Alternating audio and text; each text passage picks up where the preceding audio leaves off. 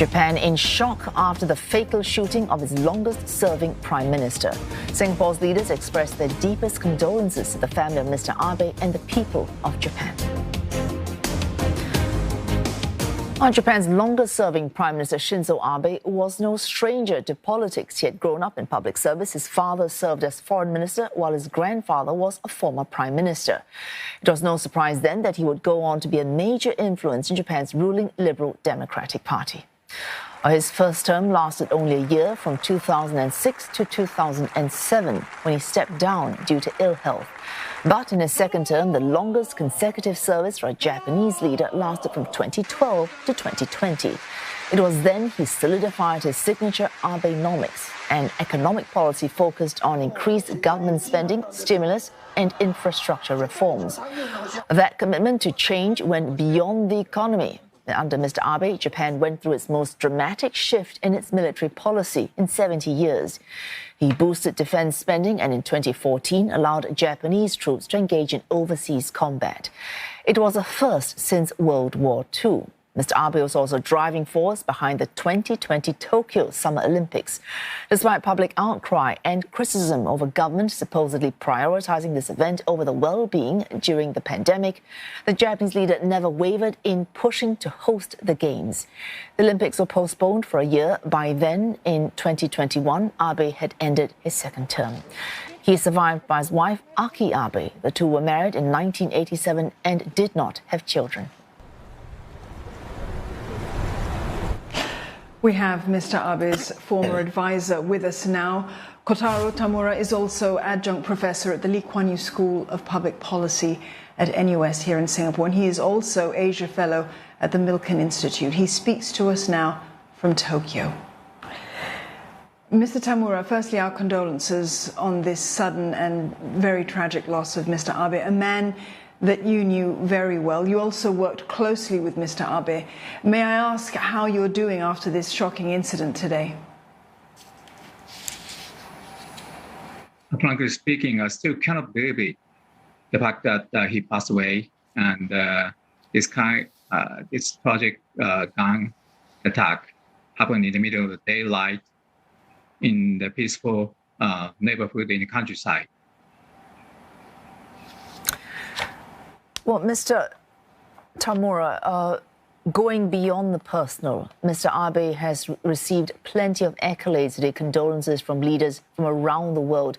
Antony Blinken, Secretary of State, called him a man, a leader with great vision.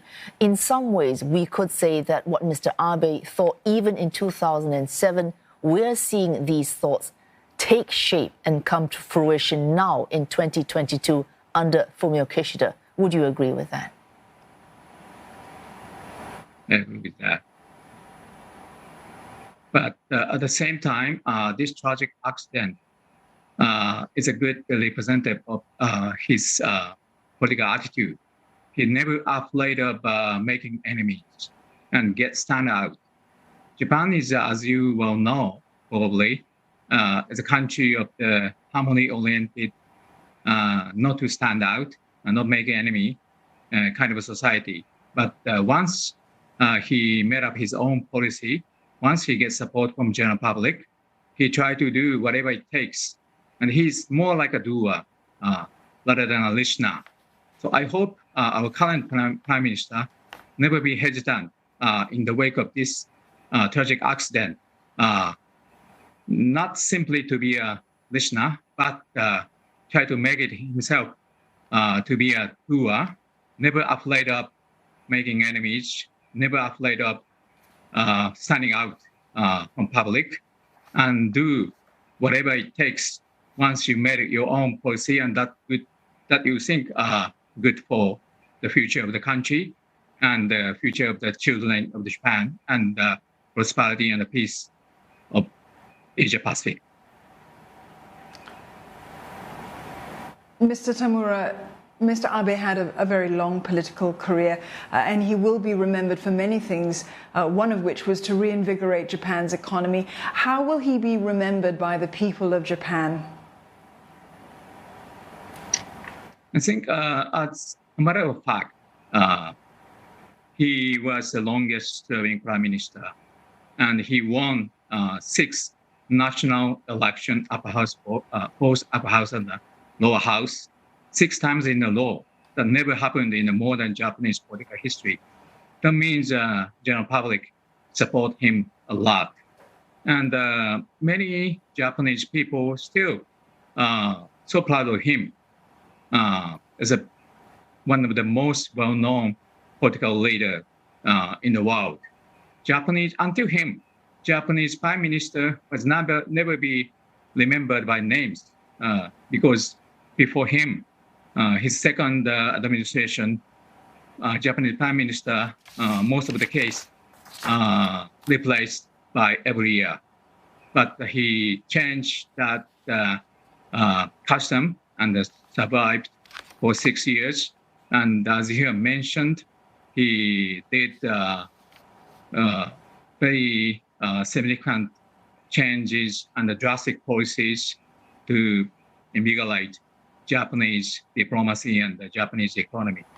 So I think he's one of the most supported political leader in the history of Japanese politics. Well, a final question, Mr. Tamura. You have stressed his idea was he was unapologetic. He wanted to rebuild Japan, establish Japan as a normal country with its own military. How would you, though, since you know him personally, how would you like him to be remembered beyond these generalized accolades? But as far as I know in person, he was very open-minded. I think he's more like a globalist rather than a right-wing politician. And he tried to make Japan as more global, contributing country in many ways.